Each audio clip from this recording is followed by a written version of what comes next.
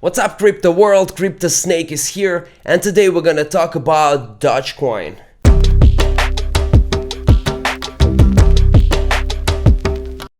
What is Dogecoin?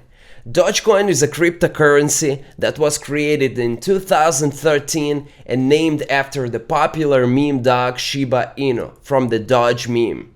Dogecoin was invented by product manager at Adobe Billy Marcus and IBM software developer Jackson Palmer, who decided to create a payment system that is instant, fun, and free from traditional banking fees. Speaking of blockchain, Dogecoin technology is derived from Litecoin.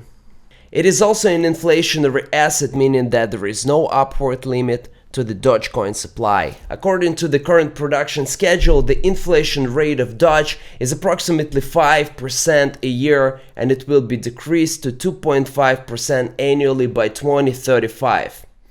Dogecoin has zero fundamentals and technology behind.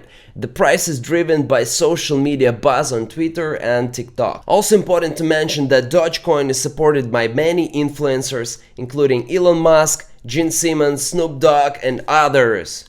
Dogecoin price jumped by more than 2,500% since December 2020 and is traded on most of the crypto exchanges.